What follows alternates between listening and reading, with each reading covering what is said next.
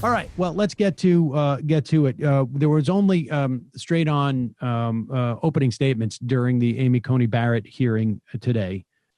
Mike Lee is, of course, here without a mask in two different ways. One is he does not have a face covering as he's speaking because, which is an issue because he was recently diagnosed as having COVID. We don't know his status right now. He looks a little clammy to me, but he often looks clammy. So I want to be fair. I don't know. I'm not a doctor. Then the other thing, the other mask he took off, he also sort of like had dropped the other night when he tweeted out some rather undemocratic, and I'm talking small d, undemocratic sentiments on Twitter, saying that you don't want rank democracy to rule us. And here he is sort of fleshing that idea out where the, here he is discussing his theory about the Supreme Court in American life. We have to remember that we've got three distinct branches of government within our system. We've got two that are political.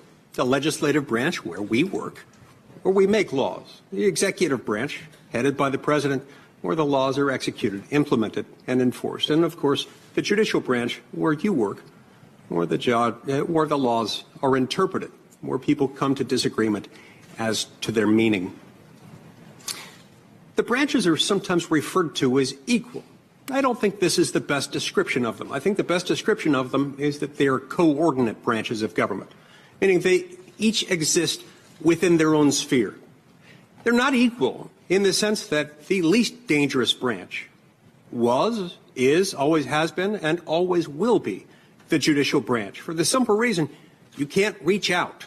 You can't decide where we're going to go today or tomorrow. The judiciary is confined solely to those cases and controversies brought before your jurisdiction. This is a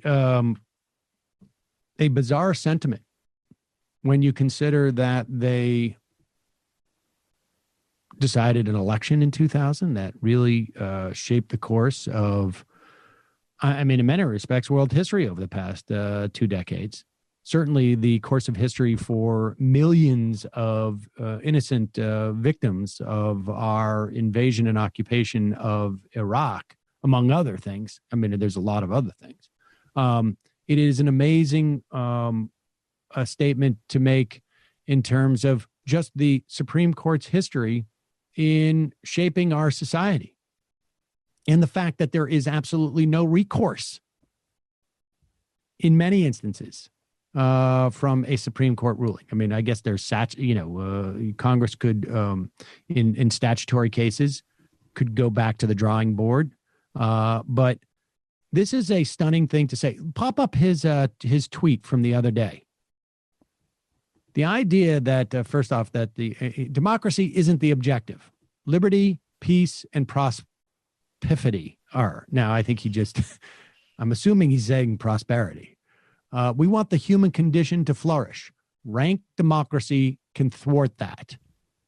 And, well, I mean, the real question is, like, who gets to determine what liberty means? Right? I mean, we have the FDR version of the four freedoms, which involve actually providing for people, having society provide for people so they are not subject to the inherent lack of freedom that's involved in a society like ours, not having health care or not having any type of resources, not having a place to sleep, not having the ability to feed your kids. And I guess in Mike Lee's perspective, he decides, or buddies of his, or the Supreme Court. It's both a lie that the Supreme Court is not political and a disturbing perspective. Democracy is not the objective, but it is the most effective way of assuring that society works for everybody. It's not in any way completely effective. How could it be? Nothing is. It's not completely democratic either. Democracy. The way that we have it. Well, I understand, but he's not talking about necessarily our society. He's just talking about the general concept of democracy. The idea that you would give, I don't know what rank democracy is. I guess that's when you give people, all people, the ability to influence how society functions. But I guess that's what rank democracy is. I don't know what, you can't look up in the dictionary and find out what rank democracy is. It's just his democracy too far. Yeah. His perspective on when things get really democratic. I mean, so this is a guy who would love to go back to the days where people didn't vote even for their senators, where they were just appointed. This is a guy who wants to go back, and I would imagine would want to go further. I mean, this is the libertarian perspective. Ultimately, when you drill down into it, which is that, and this is, you go back and you read about Mont Pelerin, and you understand what the dynamic is. It is freedom that you get to enjoy. It's just that somebody's got to define what it means, and we shouldn't leave that up to everybody. Well, this is what the whole Nancy MacLean Democracy in Chains, the project of those guys are. It's to create constitutions that basically lock in, the property classes, basically. Well, I mean, go back and listen to my interview with Walter Block, who is the professor who, used to advise Ron Paul. I think it was the second interview where he talks about this concept of property rights. And conveniently, the entire construct starts after white people have come and taken the property from the indigenous people who are working the land, which is the big thing. And he goes, well, it starts basically around that time because we brought the idea over from France. And it is just completely unsound, and it has to be. It has to be, because they have decided that we're going to have an arbitrary, we need freedom once it's determined, and we need liberty once it's determined by a small group of people what that is. And then everybody can enjoy it. But if you set it up that way from the beginning, you've put it on a path where it's going to lead to specific outcomes, or even general outcomes that are in a specific direction. As long as you basically say, we're only building roads that go north to south, and you are free to travel wherever you want on these roads, then you know that it's going north to south. And if we end the road the southern way, then everybody's going to head north. That's pretty convenient for them. And it's very convenient for them. And I would say that north is exactly a direction, I'm just arbitrarily picking it like they do, except for it's not completely arbitrary. It just happens to be like where, for instance, they own the property, and so they get to charge rents on it. Mixing metaphors a little bit, but the idea is you go north because that's where they still retain the power. It could be south, east, west. I'm just using north as an example, but that's the whole dynamic that Mike Lee is shrouding in this concept of liberty. It's liberty as long as we define the starting point and the direction you're heading in, and then you get to enjoy all the liberty you want because we already know we're going to win. Yep. It's also kind of weird that he's using this argument that the judiciary isn't that powerful, because why are they trying so hard to get people on the judiciary then? Right. It's not that powerful, except for we're going to literally do what we diametrically opposed 4 years ago. What was it? 1,200 days ago, we were out here saying there's absolutely no way you could seat a justice when we are 9 months out from an election, because we need to give the American public a chance to speak. We have already had hundreds of thousands, if not millions of votes cast at this point.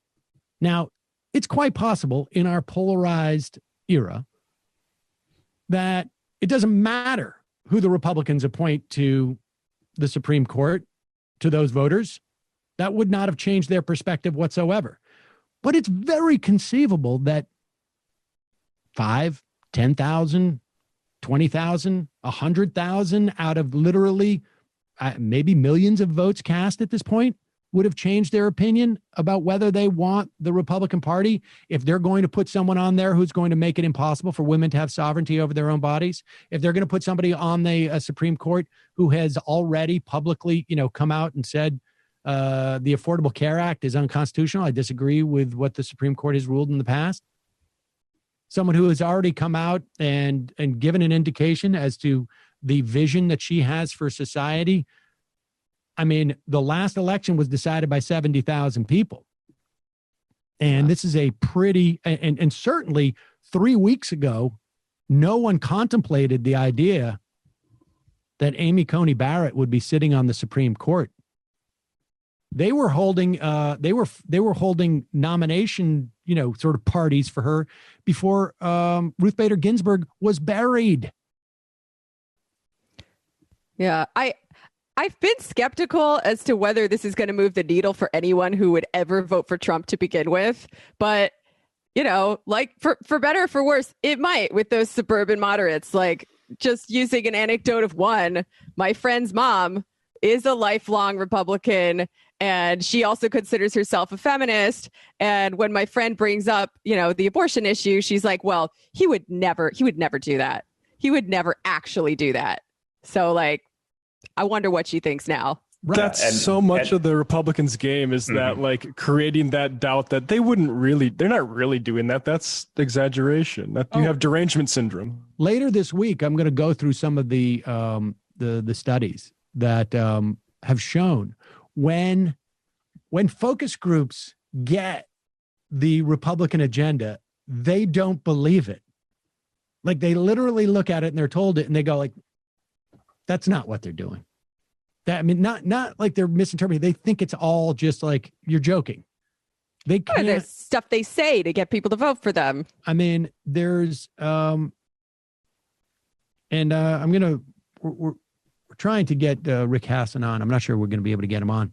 But he's written a piece that he thinks that the American public has no real concept of what's going to happen with a 6-3 conservative court. And I would agree totally with that. I don't even think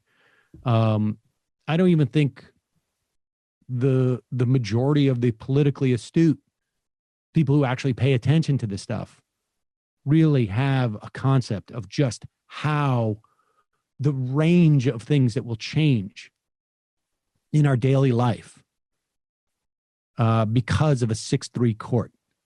And I mean, it's, I think it's a massive failure of anywhere from the center left to throughout the entire left to not look, it's not a question of supporting the existence of an institution as much as it is like it exists and it implicates so many aspects of our lives that it's important to be aware of it. If you want to prevent this stuff from happening, I mean, it's on some level, it's like you may not want it to rain, but you should really be aware that you're going to need an umbrella. Yeah. And I don't know. I had a professor in college who was a government professor, and when he got out of college, out of law school, he took a job with the Peace Corps. And I may have the details of this wrong, and probably should not necessarily get them completely accurate. But the general gist of it was that he ended up lawyering for I think what was an American territory where the military wanted to do tests of nuclear weapons. And he was successful in preventing them from moving forward with that as a lawyer. And when I was thinking about going to law school, and I should say he ended up becoming rather conservative in many respects. I think he was. I think the government had done some things to him that he didn't like after that. I'm not exactly sure. I didn't know the details, but when I was contemplating going to law school and going to a school that focused on critical legal studies, I don't want to get too far into the weeds here, but he was saying like, look, go and learn how to represent your clients so that you can win, because you can study about how the law should change. But if you want to actually have a material benefit for people, go and figure out how to win within that context. Now, I don't think these things are mutually exclusive. And I think you need to have a vision for where you want to change things. But you should not individual, right? I only have so much time to get into the theory and so much time to sort of like practice. I guess there's some people have more time or less, but broadly speaking, as ideas that work in our society, we need to, as a movement or as people who want to help other people and create a better society, we need to be able to sort of hold these two ideas in our heads at the same time. That some of these institutions need to be weakened, if not in many instances eradicated. But at the same time, when they're not weakened, they need to be manipulated and influenced in such a way that they don't immiserate more people, and do so for, the Supreme Court was a malignant force in this country for, 80 years at different times, maybe more. And it was designed that way. Anytime you have like 6 or 9 or 8 or, however many, a few people you have, it was designed, like the Senate was initially, to represent the views of a very limited group of people. And there is no way that such a small, limited group of people can not just represent, but even have empathy to the lived experience of so many others. Yeah, and a group of people that was appointed like 30 years ago. What's that? What do you, if you're looking at yes. a lifetime appointment, you've got people who, they get appointed once. It's not just that they're limited. It's that like, they basically like, we're going to freeze you as to where you are in your notion of how society should operate. And then we're going to put you in a bubble for the rest of the time you're there. It's so many layers removed from democracy. Might as well be on the moon. Exactly. Except for the problem is that they have like a little remote control device that influences everything down here. They influence the tides. They influence the decisions. It's like a whole thing. That's why we got to blow it up.